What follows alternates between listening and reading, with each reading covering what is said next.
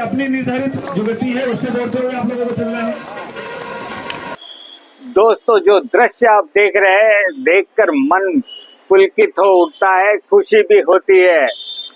लेकिन जब चर्चा की जाती है कि वल्लभ भाई पटेल को सरदार क्यों कहा गया, लौह पुरुष क्यों माना जाता है और उन्होंने क्या क्या कार्य किए थे, तो जवाब देने में लोग हिचकिचाते नजर आते हैं।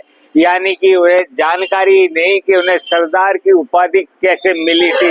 क्या तू भी चल बता क्या किया था। सरदार वल्लभ भाई पटेल ने जितने भी राजा थे उनको सबको मिलाकर अखंड भारत बनाया था। और जैसे कि भारत आज़ाद हुआ था अंग्रेजों से, तो उसको है ना आज़ादी दिलाने में उनका भी हाथ था। तो जिस तरह से दोस्तों चंपारण सत्याग्रह ने गांधी को राष्ट्रीय ख्याति दिलाई थी, ठीक वैसी ही ख्याति बारडोली सत्याग्रह के दौरान सरदार वल्लभ भाई पटेल को मिली थी। क्योंकि 1928 में गुजरात के बारडोली में किसानों ने उच्च करों के खिलाफ विरोध किया और पटेल ने इन किसानों को संगठित करके ब्रिटिश कर वृद्धि के विरोध में जन आंदोलन किया। और पटेल के नेतृत्व का परिणाम रहा कि ब्रिटिश सरकार को कर वृद्धि वापस लेनी पड़ी और इसी के चलते वल्लभ भाई पटेल को सरदार की उपाधि दी गई।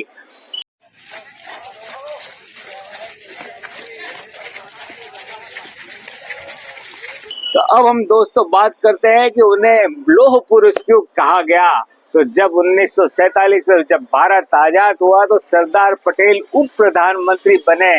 उस समय भारत बड़ी चुनौती का सामना कर रहा था, क्योंकि लगभग 40% हिस्सा यानी कि 565 रियासतों का एकीकरण करना था। तो इस कार्य को सरदार वल्लभ भाई पटेल ने पूरा किया। लेकिन जूनागढ़ और हैदराबाद ऐसी जगह थी जो तैयार नहीं थे उन्हें स्वतंत्र भारत में सम्मिलित करने के लिए। सरदार वल्लभ भाई पटेल ने सेना का सहारा लिया, सेना को भेजकर उन्हें स्वतंत्र भारत में शामिल होने के लिए मजबूर किया और इसी के चलते उन्हें लौह पुरुष कहा जाता है।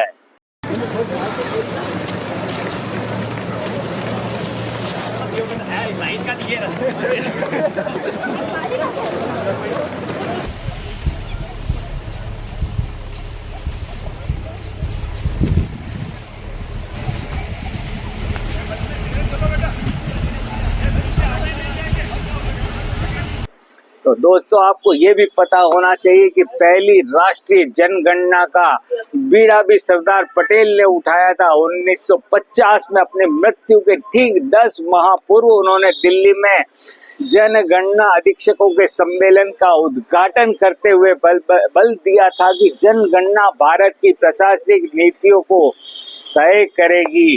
जा सका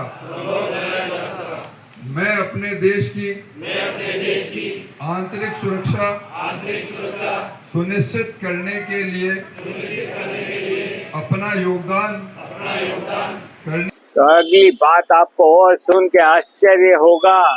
जी हाँ, पटेल संविधान निर्माण के लिए गठित संविधान सभा के सदस्य भी थे और उन्होंने डॉक्टर आम्बेडकर को प्रधान समिति का सदस्य बनने के लिए भी राजी किया था। तो ऐसे थे हमारे सरदार वल्लभ भाई पटेल, जिन्हें लौह पुरुष भी कहा जाता है। तो दोस्तों, कम से कम इतनी जानकारी तो आपके जहन में होनी चाहिए। एक राष्ट्र श्रेष्ठ राज्य के साथ अब हम आत्मनिर्भर भारत की ओर बढ़ाएंगे ऐसे ही कदम।